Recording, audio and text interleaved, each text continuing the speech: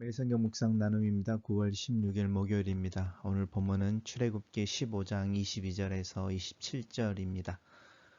본문을 읽습니다.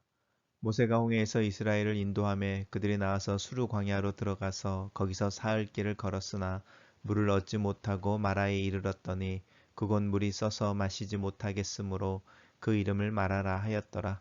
백성이 모세에게 원망하여 이르되 우리가 무엇을 마실까 하며 모세가 여호와께 부르짖었더니 여호와께서 그에게 한 나무를 가리키시니 그가 물에 던지니 물이 달게 되었더라. 거기서 여호와께서 그들을 위하여 법도와 율례를 정하시고 그들을 시험하실세 이르시되 너희가 너희 하나님 나 여호와의 말을 들어 순종하고 내가 보기에 의를 행하며 내 계명에 귀를 기울이며 내 모든 규례를 지키면 내가 애굽 사람에게 내린 모든 질병 중 하나도 너희에게 내리지 아니하리니 나는 너희를 치료하는 여호와임이라. 그들이 엘림에 이르니 거기서 물샘 열둘과 종려나무의 70그루가 있는지라. 거기서 그들이 그 물 곁에 장막을 치니라. 오늘의 본문은 두 개의 단락으로 나누어져 있습니다. 첫 번째 단락은 마라의 시험입니다. 이제 홍해를 지나서 사흘입니다. 수르 광야로 들어가서 3일 동안 길을 걸었으나 물을 얻지 못했다라고 상황을 설명하고 있습니다. 그리고 이제 도착한 곳이 마라라는 곳인데 마라라는 말의 뜻은 쓰다라는 뜻입니다. 그곳에 물이 있었지만 그 물이 써서 마시지 못하겠으므로 그 이름을 마라라 하였다. 그리고 이제 원망하는 거죠. 모세에게 원망하여 이르되 우리가 무엇을 마실까라고 원망합니다. 광야에서 이렇게 이스라엘 백성들이 출애굽한 후에 홍해를 넘으면서 하나님의 능력과 은혜를 경험하지만 3일 길 동안에 마시지 못했다라는 물을 마시지 못한 그 상황으로 인해서 원망이라고 하는 부분이 나타납니다. 그럴 때 모세가 여호와께 부르짖었더니 여호와께서 한 나무를 가리키시니 그가 물에 던지니 물이 달게 되었다. 단물이 나왔습니다. 거기서 하나님께서 그들을 위하여 법도를 정하고 율례를 정하십니다. 이 부분이 이제 우리가 율법을 이야기하거나 또 율례를 이야기할 때 이 부분입니다. 하나님께서 그들을 위하여 법도와 율례를 정하시고 그들을 시험하셨다 이렇게 말하는데 이건 템테이션이 아니고 테스트 하시는 거죠. 그럼 너희의 마음을 우리의 마음을 알고 싶어서 우리의 중심에 무엇이 있는지 알고 싶어서 우리를 테스트 하시는 것입니다. 그래서 이 부분이 이미 이 출애굽을 경험하고 또 홍해를 경험하면서 하나님의 능력과 또 하나님의 그 권능을 경험했던 이스라엘 백성들이 3일 광야를 걸어오면서 사실은 그들의 마음속에 무엇이 있는지 드러나게 되어지는데 그게 테스트입니다. 그러면서 하나님이 말씀하시기를 순종하고 내가 보기에 의를 행하며 내 계명을 기울이며 이건 다 하나의 뜻이죠. 내 귀에 계명을 기울이며 모든 규례를 지키는 것, 또 의를 행하는 것, 순종하는 것이 사실은 하나님과의 관계에 있어서 이렇게 신실하게 하나님과의 관계 속에서 행하면이라고 하는 부분입니다. 그러면서 내가 이스라엘 사람들에게 말하기를 하나님께서 애굽에 내린 질병 중 하나도 너에게 내리지 않는다라고 말씀하시면서 나는 너희를 치료하는 여호와입니다. 라고 말합니다. 이 너희를 치료하는 여호와, 이렇게 여호와 라파 이렇게 부르는데요. 여기에서 하나님의 약속이 주어집니다. 단락을 요약해 보겠습니다.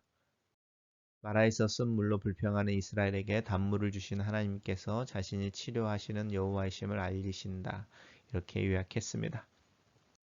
두 번째는 그 마라를 떠나서 엘림이라는 곳에 이르는데 엘림이라는 곳은 아마 오아시스였던 것 같습니다. 12개의 샘물이 있고 종려나무 70그루가 있다. 인데 이건 정확하게 뭐 숫자로 물샘이라고 하는 물이 있는 샘이 12개였다. 또 종려나무가 70그루가 있었다. 이렇게 말할 수도 있지만 이 12이라고 하는 것과 70이라고 하는 숫자가 완전수입니다. 그래서 어쩌면 이스라엘 백성들이 물을 먹기에 충분한 양 또 어떤 더위를 피하기에 또 휴식을 취하기에 충분한 나무 이제 이런 의미를 가질 수도 있습니다. 거기서 그들이 그 물 곁에서 장막을 쳤다라고 하면서 이제 물을 마실 수 있는 오아시스에 도달한 이스라엘 백성들의 모습을 간단하게 정리하고 있습니다. 단락을 요약해 보겠습니다. 이스라엘이 엘림에 이르러 물 곁에 장막을 친다. 이렇게 요약했습니다. 첫 번째 묵상 포인트입니다. 홍해를 건널 때 경험했던 하나님의 능력에 대한 찬양이 딱 3일간의 광야길에서 불평으로 변한다. 나는 광야의 메마른 땅을 걸을 때 마실 물이 없으므로 불평하지는 않는지 때때로 느껴지는 광야 같은 삶 속에서 마음이 상하고 불평하지는 않는지. 하나님은 치유하시는 하나님이시다. 쓴물을 단물로 바꾸시는 분이시다. 믿음으로 이 하나님을 붙잡고 의지하기를 결단한다. 내 생존이 하나님의 은혜에 근거한다. 치료하시는 하나님 앞에 선다. 특별히 코로나의 어려운 시기를 지나는 중에 하나님의 보호와 치유, 그 은혜를 인하여 위해 기도한다. 이 치유가 무엇보다 하나님 앞에 올바로 서 있는 자들에게 주어지는 것임을 기억하고 내 마음을 정결하게 한다. 두 번째 묵상 포인트입니다. 믿음의 여정을 걷는 중에 쓴 물에 마라와 같은 지역을 지날 때도 있고 엘림이라는 오아시스를 지날 때도 있다. 인생이라는 것이 시간과 상황의 변화 속에 있다. 이 변하는 것들 속에서 변하지 않으시는 하나님을 찾는 것이 믿음이다. 믿음은 번지점프와 같아서 하나님을 붙잡아야만 살 수 있다고 하신 이제 고인이 되신 조영기 목사님의 인생을 생각해 본다. 신뢰보다 인내는 불평보다 원망보다 어렵다. 꾸준한 믿음과 겸손의 길을 걷는 것은 어떤 성취나 업적보다 더 귀하다.